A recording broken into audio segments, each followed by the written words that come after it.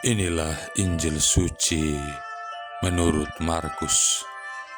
Sekali peristiwa, Herodes menyuruh orang menangkap Yohanes dan membelenggunya di dalam penjara berhubung dengan peristiwa Herodias, yakni karena Herodes telah memperistri Herodias, istri Filipus saudaranya.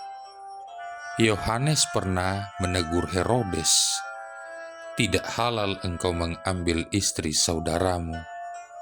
Karena kata-kata itu Herodias menaruh dendam kepada Yohanes dan bermaksud membunuh dia, tetapi tidak dapat sebab Herodes segan terhadap Yohanes, karena ia tahu bahwa Yohanes adalah orang yang benar dan suci, jadi ia melindunginya.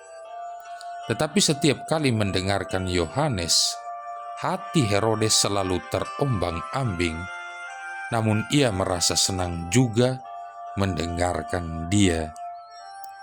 Akhirnya tiba juga kesempatan yang baik bagi Herodias, yakni ketika Herodes pada hari ulang tahunnya mengadakan perjamuan untuk pembesar-pembesar, para perwira dan orang-orang terkemuka di Galilea. Pada waktu itu, putri Herodias tampil lalu menari, dan ia menyukakan hati Herodes serta tamu-tamunya. Maka Herodes berkata kepada gadis itu, "Mintalah daripadaku apa saja yang kau ingini, maka akan kuberikan kepadamu." Lalu Herodes bersumpah kepadanya, "Apa saja yang kau minta akan kuberikan kepadamu, sekalipun itu setengah dari kerajaanku." Anak itu pergi dan menanyakan kepada ibunya, "Apa yang harus kuminta?" Jawab ibunya, "Kepala Yohanes Pembaptis." Maka cepat-cepat ia pergi kepada raja dan meminta, "Aku mau supaya sekarang juga engkau memberikan kepadaku kepala Yohanes Pembaptis dalam sebuah talam." Maka sangat sedihlah hati raja, tetapi karena sumpahnya dan karena tamu-tamunya, ia tidak mau menolaknya. Raja segera menyuruh seorang pengawal dengan perintah supaya mengambil kepala Yohanes. Orang itu pergi dan memenggal kepala Yohanes di penjara. Ia membawa kepala itu di sebuah talam dan memberikannya kepada gadis itu, dan gadis itu memberikannya pula kepada ibunya. Ketika murid-murid Yohanes mendengar hal itu, mereka datang dan mengambil mayatnya, lalu membaringkannya dalam kubur. Demikianlah sabda Tuhan. Saudara-saudari yang terkasih, di zaman sekarang ini, jika tidak jeli mengamati perilaku orang, kita bisa dirugikan. Karena itu, tuntutan hidup cerdas, cerdik, serta cermat mutlak dimiliki oleh setiap orang yang berkeinginan untuk hidup lebih maju. Mengapa hal ini disampaikan? Karena sudah terlalu banyak orang yang suka mengambil kesempatan dari persoalan orang lain demi meraup keuntungan pribadi. Inilah mentalitas oportunis. Segala sesuatu dibuat demi rupiah, demi popularitas, demi nama baik, demi gengsi, dan sebagainya.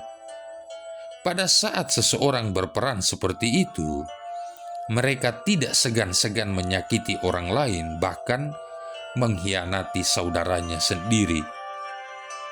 Karena alasan demi orang miskin, hasrat untuk mendongkrak popularitas dan gengsi bagi para oportunis kelas kakap, mereka rela berperang dengan dirinya sendiri, yaitu berperang dengan hati nurani yang pada dasarnya berseberangan.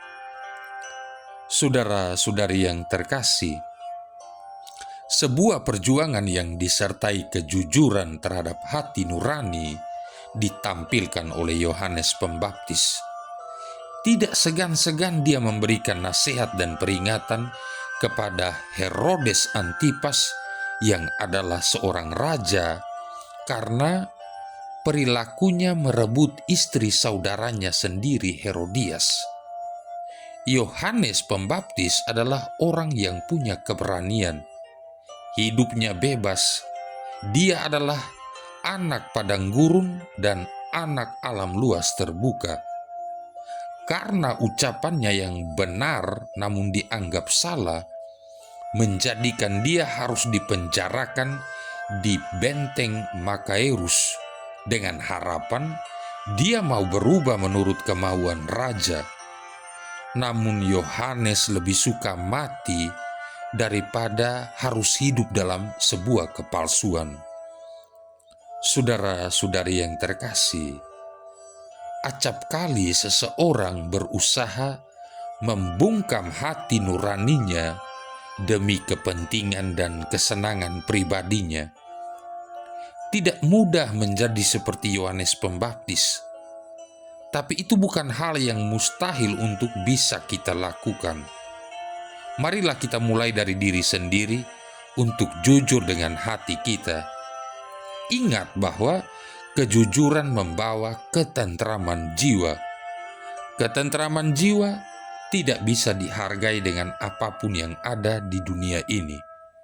Ketentraman itulah yang akan mampu menyatukan kita dengan sesama, terlebih dengan Tuhan, Sang Pemilik ketentraman yang sejati.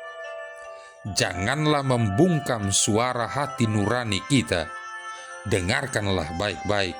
Suara hati adalah suara Allah. Marilah berdoa. Allah Bapa sumber kekuatan para kudus, Santo Yohanes Pembaptis telah Kau jadikan perintis bagi kelahiran, karya, dan kematian putramu terkasih. Semoga kami pun dengan gigih dan tekun berjuang untuk memberi kesaksian tentang ajaran-Mu. Dengan pengantaran Yesus Kristus, Putramu Tuhan kami, yang bersama dengan Dikau dan Roh Kudus hidup dan berkuasa, satu Allah sepanjang segala masa. Tuhan memberkati kita sekalian, Bapa, Putra, dan Roh Kudus.